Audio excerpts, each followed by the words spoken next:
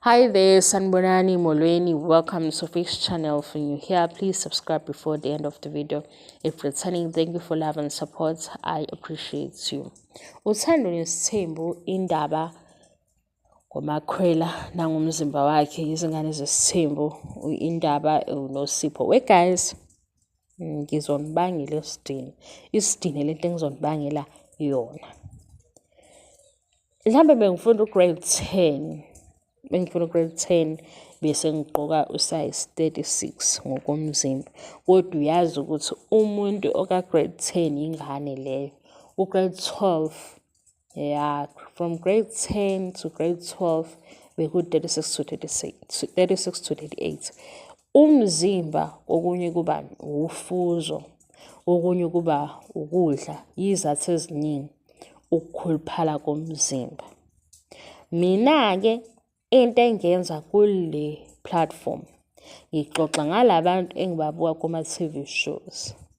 Angirate umzimba yabo or body size, body type. Yini nkosami kuthiwani lento mhlambe yokuncoma umzimba body shape nani.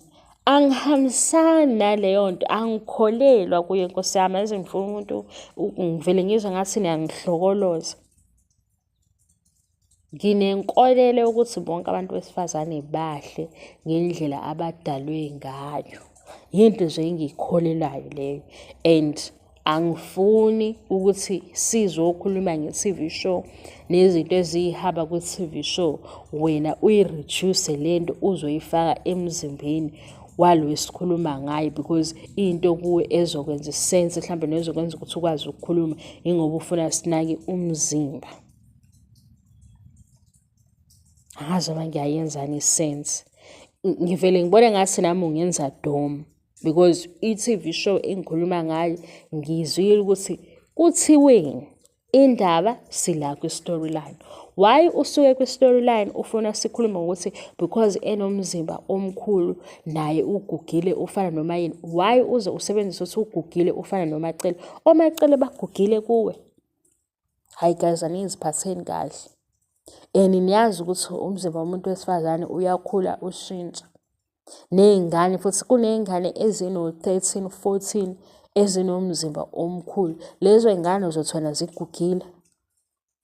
I-body shaming iyenze nabangani bakho. Yenza nabangani bakho, iyenze kini. Lana ngikhuluma nge-TV show kuzohlezi kunjalo ne-storyline nento abayishilo.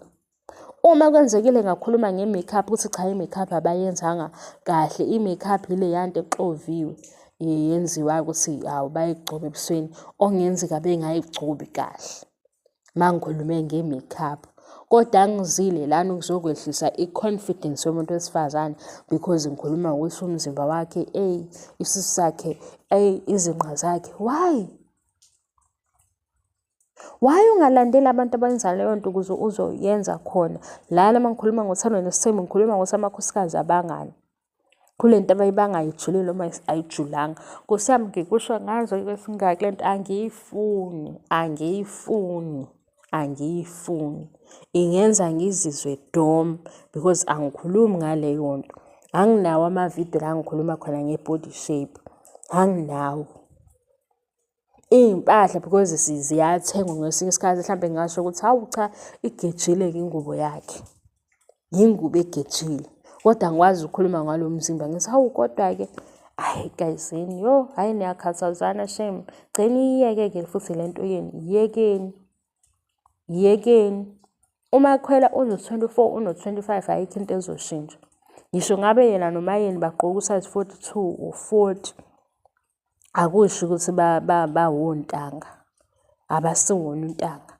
Yes ke ubaba uMseleku uyoqhathela ngokuthi uMakhwela nangu esezogana noMayeni. Kodwa uMayeni asikwazi ukuthi because ufuna ukusebenzisa indaba ukuthi uyamdelela.